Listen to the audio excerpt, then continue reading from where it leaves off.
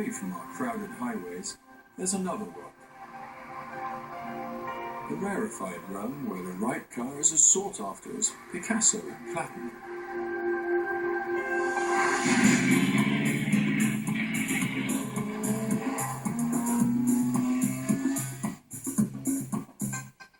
We're going on a journey to the heart of this exclusive world.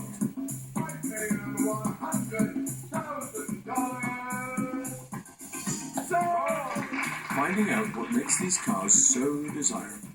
You either get it or you don't. It's as simple as that. Meeting the characters who hunt down the world's rarest automobiles. These guys want to win. They want to find the coolest hidden car. And following one man on his 20-year quest to win the ultimate prize at what most consider the greatest car show of them all. I haven't won yet, but I can imagine the feeling.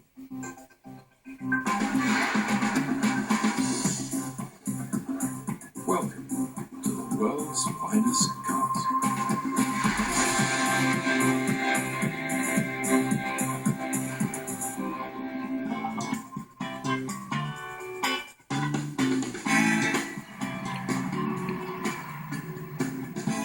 My name is Simon Kidston, and I'm a collector's car specialist.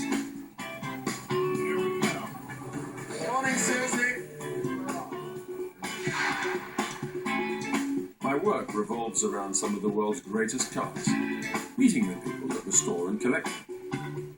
And I regularly visit auctions, sometimes bidding large sums. Give me $1 million. On other people's behalf. 1.2, 1.3, 1.4, 1.5, 1.6, 1.7, 1.8, 1,750 if you'll take it. 1.75. I'm not proud. 1.9 million. 2 million. No. Well, that was too expensive. Better luck next time. I'm here to open the door on this hidden world, where $1 million car is almost commonplace, and where the most prized commodities are rarity and beauty.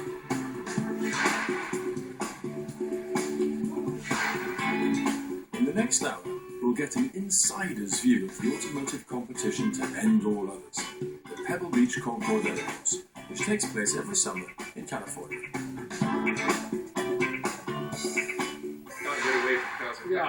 We'll meet three collectors, each of whom is competing at Pebble, and get a private tour of their hidden collections. You want one of everything.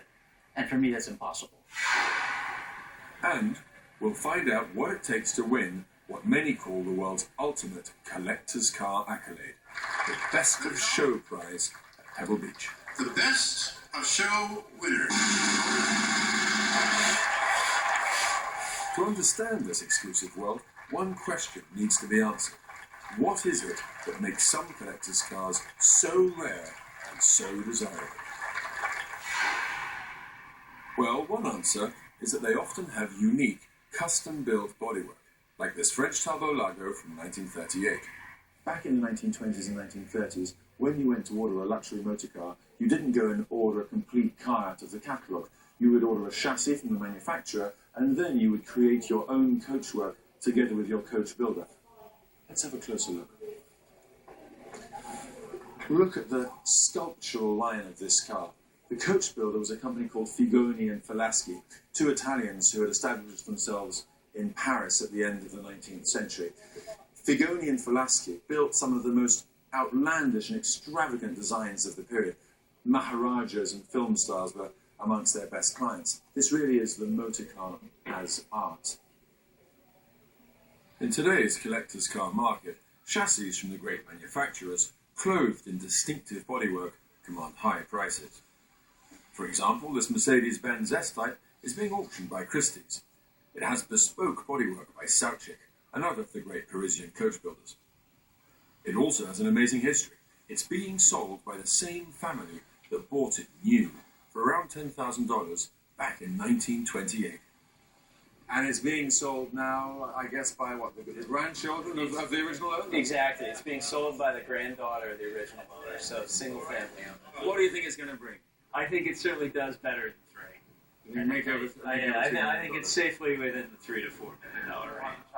$2,009,000. else want to come in at 3 million, at 3 million too? It's selling on the telephone for $3,300,000. Fair warning, Rupert, at $3,300,000 for the last time. I'm selling it now at 3.3. Thank you. That is yours. Thank you. Thank you, John.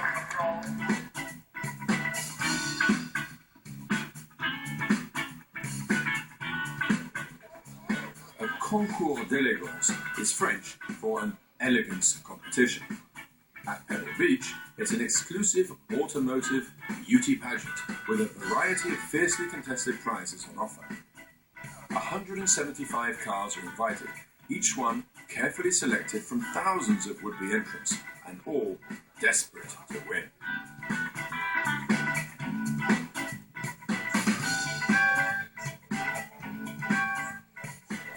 Pebble Beach is interesting because it's one of the few places where simple millionaires can compete against billionaires and win. You know, by golly, that's the American spirit, where a simple millionaire can come here with his cheap $1 million car and beat the billionaire guy. I come as often as I can. It's really beautiful. And to see every year you get more and more amazing vehicles. I mean, I've never seen anything like this. There are all sorts of awards and trophies up for grabs here, but Pebble Beach's judges are notoriously difficult to please. There are a lot of car shows in the world, and there are a lot of what I call feel-good show and shines. You know, you bring out your old car and you spray wax on it, and you're happy, and you get a ribbon. Here, it's rigorous, and it's also very wealthy people with pretty big egos who have come here to duke it out in this arena. It's easier to buy a private jet than it is to get a class award at Pebble Beach. Who are these collectors that duke it out at Pebble Beach? What motivates them? And just what does it take to win? To find out, we're going to visit 3 of the best.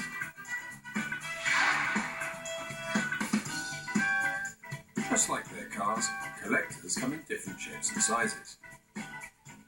There's the irrepressible enthusiast.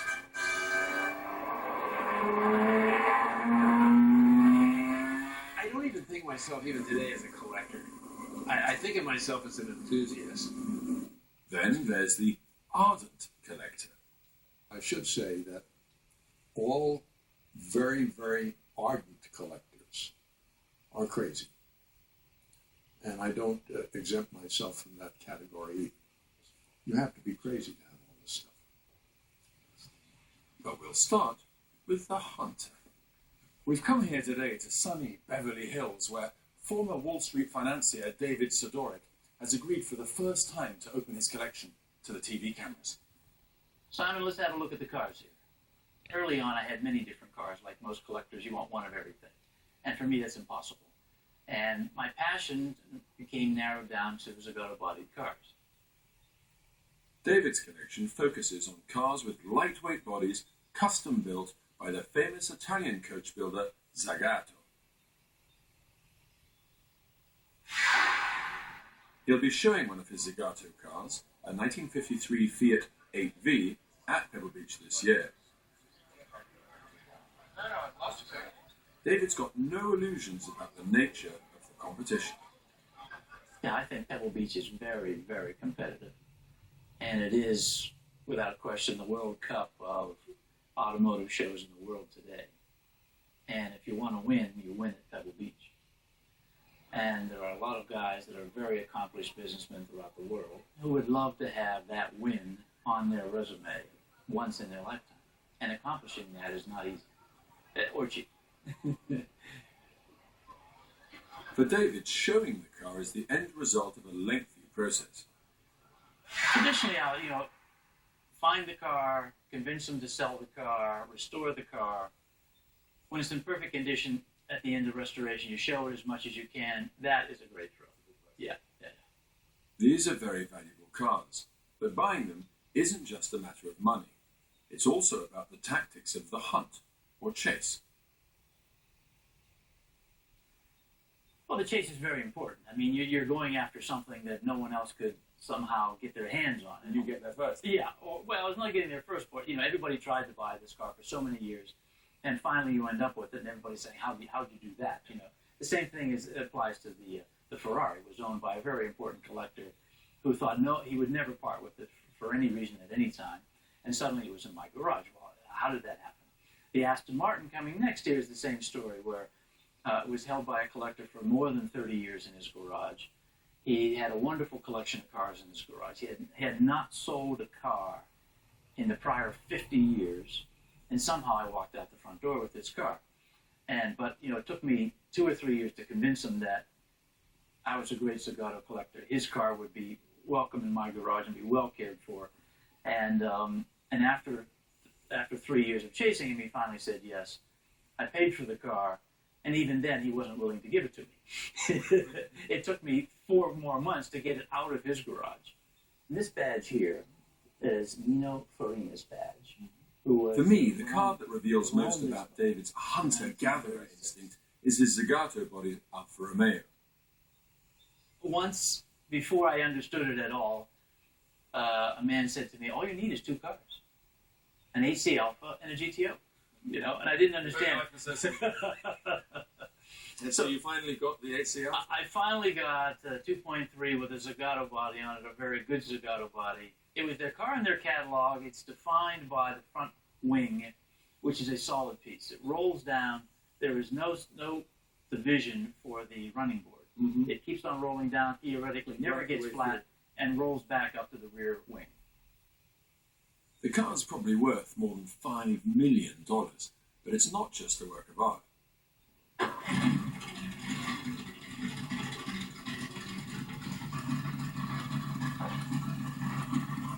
Sounds good. On a sensory level, what's important to you about the collection? What rewards you? Well, there are 3 things. It has to look good, sitting still. It has to sound good when it starts up.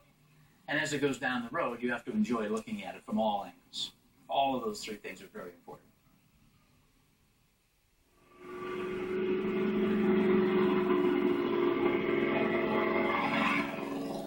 I'm curious to know what makes a car enthusiast like David. I called it a speed gene. And certainly I had it at a young age. Couldn't wait to be 16. And your speed gene kept maturing, and it changes throughout life. And then when you come to California where it's sunny and warm and it doesn't get rusty and it doesn't rain and no potholes, speed genes like it out here. This is an announcement. Our next collector is based in Reno, Nevada, and he's been competing at Pebble for decades. From the outside, this looks like just another industrial building, but in fact it houses one of the world's most famous private collections, put together over the past 50 years by conservationist and explorer Robert M. Lee. Cameras have never been allowed inside, but we've been given exclusive access. Let's have a look. Bob Lee's collection of around 200 cars is legendary, but this is the first time he's ever let anyone film it. Bob, thank you very much for inviting us into your collection today for the first time. Let me ask you, what advice would you give to budding car collectors? They should never have more than 10 cars, and they should have one really good mechanic to take care of the 10 cars. And if they have more than 10, now to have 10 cars, you have to be crazy too. But once you go further, you get crazier and crazier until you're up at the top of the pyramid with 3 or 4 other nuts. But that's not going to stop you from adding further to the collection. Oh, no. But I never said I wasn't crazy. Our Pininfarina 410 Superman. Bob's collection reflects a lifetime's fascination with beautiful cars. Way back in 1955, he had a chance encounter with Signor Enzo Ferrari in Italy. A year later, Bob went to see US Ferrari importer Luigi Chinetti on his stand at the New York Motor Show. I saw this on the stand, this actual car, and it blew me away. I said, what is the price of this car? And he said, oh, the car's not for sale. It was built for the Genevas. Still keen to buy the car, the young Bob left Chinetti's stand and instead spoke directly to Signor Ferrari in Italy. I said, well, I saw this magnificent car, and I would very much like to purchase the car. I have no idea of its value, but I have $9,500 available, and I will offer that for the car. Well, a couple of days later, Chinetti called me up and said, look, I don't know who you are. I never saw you before in my life. I am the exclusive importer of Ferrari for North America, and I, Luigi Chinetti, cannot buy this Boano convertible, the Geneva car. And Ferrari said I should sell it to you for $9,500. He said, I know it cost the factory more than $20,000 to build. He said, bring me a cashier's check for $9,500. It's the most extraordinary looking car with these wacky fins at the back. They're not wacky, they're elegant, they're beautiful. For a European, they seem wacky. They have motion. Oh, they've certainly got motion, right? Yeah. The car has 43,992 kilometers on it. It looks like new. Yeah, we restored it to show it pebble. I love the detail of this black dashboard with a gold Ferrari emblem. Ferrari de Geneva. When my mother came into New York with me so that I could pick up the car, Chinetti demonstrated the car. And Chinetti drove like a wild man up and down Park Avenue, zigzagging in and out. Payback from not buying the car from him. I think he was very upset. But Luigi and I became very close friends. It doesn't look like a 50-year-old car, does it? No, it doesn't. It was less than a year old. This collection encompasses 100 years of the all-time great cars. But when pressed, Bob's overall preference seems to be for those distinctive 1950s Ferraris. Super. I love the Peter Collins car, 655, with a cut-down left door. This, to me, is the most beautiful of all open sports cars, and that's a big statement, but I really think so. There's not one open sports car that does for me what that car does for me, from the standpoint of magnificent composition, of phenomenal styling.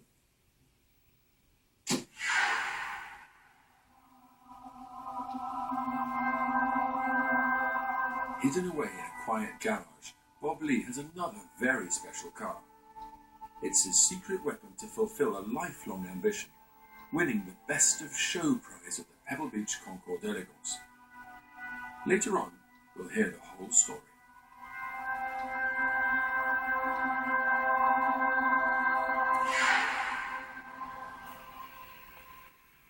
But first, it's time for another Pebble Beach enthusiast, our third and final collector. Welcome to Los Angeles. Thanks, Bruce. We can either shoot hoops or maybe look at some cars. I'll go for the cars if you don't mind. Okay, works for me. Bruce, I presume these are your parents.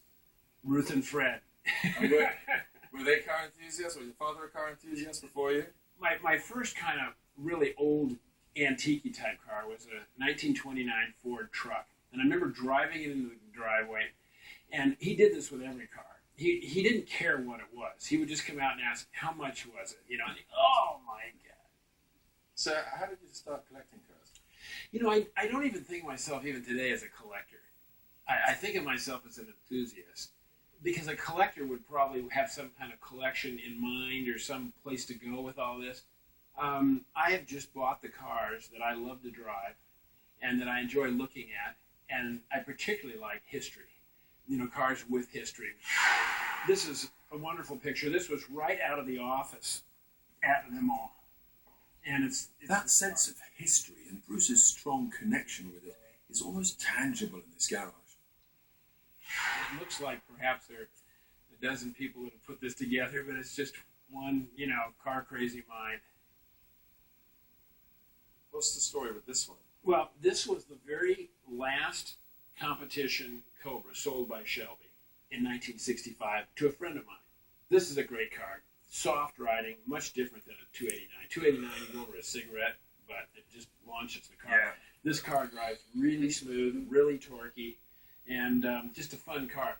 The powerful but rudimentary Cobra is a clue to another of Bruce's passions, the all-American hot rod. This is major Americana, chopped, flamed. It's everything I ever wanted in high school. And as I say, you're never too old to have a happy childhood. And when you say chopped, basically they cut the roof off, take out a few inches, and then weld it back down again. Exactly. To give it this very low and mean look. Precisely. Bruce is obviously a true Angelino, and his collection is rooted in the car culture of Southern California. And they had this, again, the quintessential Americana highboy hot rod. I drove this last summer to Aspen, Colorado with a friend of mine. You were cleaning the bugs out of your teeth for days on. Oh, yeah. Bruce's soft spot for hot rods continues with his 1957 Ferrari Testarossa that once belonged to West Coast racing legend John von Neumann. What's the hot rod connection? The hot rod connection came in. It was actually born a hot rod. It was one of two that John ordered with the 625 Grand Prix engine in it. But after driving it for a year, they came out with the 250 Testarossa. Big 12-cylinder engine rather than the 4-cylinder. Exactly. So Johnny orders the big 250 TR motor for the car and puts it in 1958, and it really is a hot rod. So you'll be showing this car at the Pebble Beach Concours this year, will you? Correct. I'll be showing it for display only because that's what I prefer to do. Bruce's garage is an automotive version of Aladdin's cave. You never know what to expect next. I believe there's something rather special about this particular Mercedes. What is it? Well, this car has always been a favorite of mine. It's a very limited production. It's a 300 SC, which has the Einspritz motor, the fuel-injected motor. They made 48 or 49 of these cars, usually for celebrities or heads of state. And this particular car was bought new by Clark Gable. This was in 1957 when the car was new. And there's Clark Gable, Van Heflin, Gary Cooper. Gary Cooper. And Jimmy Stewart on the right. Yeah. Absolute Hollywood legends. Yeah.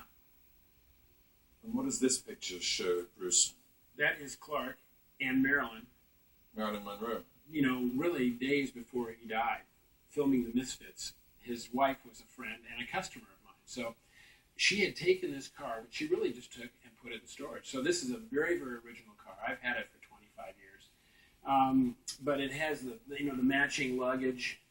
Wow. It actually has interior matching luggage, but it still has its St. Christopher's on the dash with CG engraved on it, and the car drives like new.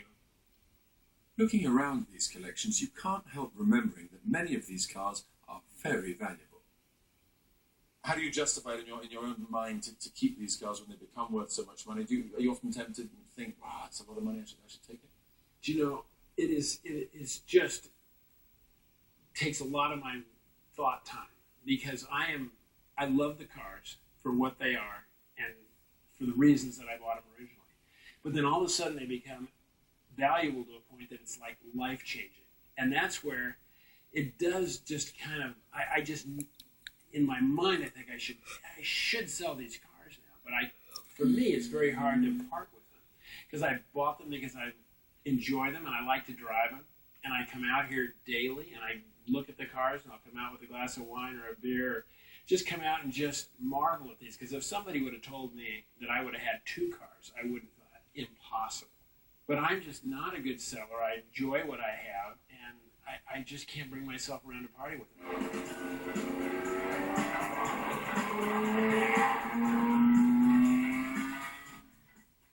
Have you traveled different approaches, but they're linked by a common interest in the Pebble Beach Concours d'Elegance.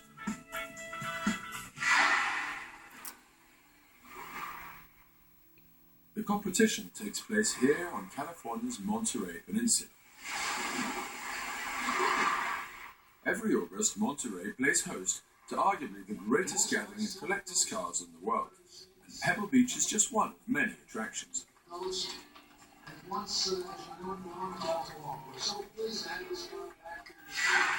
There are car shows, exhibitions and road trips, and it's one weekend where you can buy just about anything automotive, from key fobs to multi-million-dollar cars. This time, there's one very special car on offer. There must be something like 1,000 cars on offer this weekend. There are no fewer than 7 different auctions being held. But of all the cars on offer, probably the most valuable and the one that's attracting the most attention is this. What makes it special? It's the only one in the world. It's a 1958 Ferrari 412S, a one-off racer from what many collectors regard as Ferrari's golden age. 4 litres and 12 cylinders of Maranello muscle. The engine developed about 450 horsepower. If you imagine the power of that car combined with the skinny tyres and drum brakes, It's no wonder that not many racing drivers from the 1950s are still alive today. In front of the driver, just the most basic of instrumentation. We've got the oil temperature, oil pressure, fuel level, and the water temperature. And in the middle, the all-important rev counter, redlined at 7,500 revs. Note how there's no speedometer. The driver basically had to go as fast as he could all the time.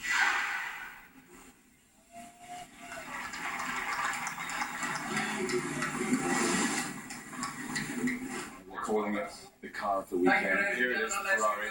Let's see what happens. $4 million, ladies and gentlemen, now. At $4 million, driving at $4,500,000. $4,850,000. $5 million, ladies and gentlemen, now. $5,100,000. Sold! Oh, well done, Matt. Excellent.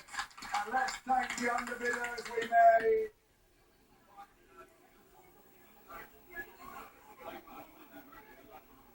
Away from the dizzy commercialism of the sale room, this is where the single most celebrated event of the Monterey weekend takes place, the manicured lawns of the Lodge at Pebble Beach. Most of the 175 invited cars have been restored specially for the concours. In some cases, the restoration work alone has taken several years to complete and cost up to $1 million. The money, if you've been to Niagara Falls and watched the water flow over, imagine $100 bills. There's no stopping it, there's no logic, there's no budget, it's whatever it takes to win. It's like an America Cup racing thing. It's just a ruthless torrent of expenditure to even get you into the arena where you might be considered for best of show.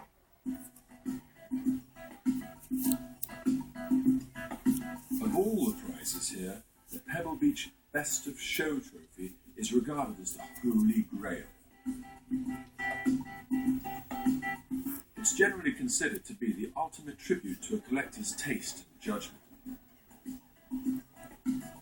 There's a lot at stake.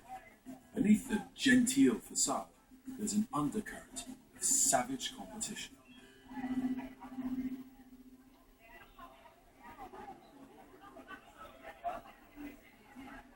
These are all type A personalities. There aren't many Prozac specialists, rolling around on the field here. So these guys want to win. They want to find the coolest hidden car. They want to restore it to an extraordinary example, and they want to put it right in your face, their competitor, and say, "Oh, you were close this time, weren't you? Good luck next year."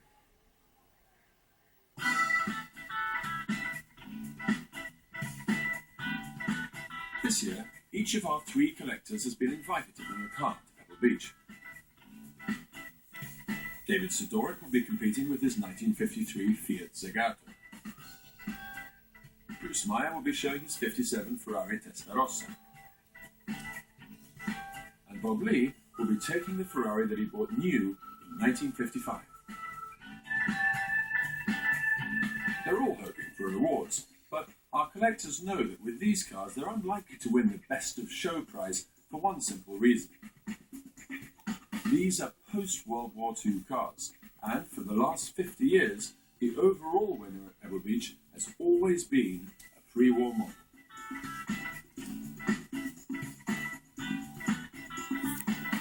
But Bob Lee desperately wants to win, so he'll be bringing another car. A secret weapon whose story begins with a telephone call from Ontario, Canada. Rob Myers called me and he said, "Bob, I've got a car for you that's got to win Pebble Beach." I said, "Talk to me." Told him I had a car that I felt he could acquire, have us do the restoration, and go out and win Pebble and some of the other major shows. Meanwhile, the same day or the next day, a collector friend of mine from this area called and said, that car that Rob Myers had is so gorgeous, you'll win Pebble Beach with it without even taking the car there. Just bring a picture." These were his words. I said, okay, I'll go and look at the car. So Scott and I flew out to look at the car. And we were impressed, even though the car was very shabby. We were impressed by the size, by the presence the car had. It had tremendous presence.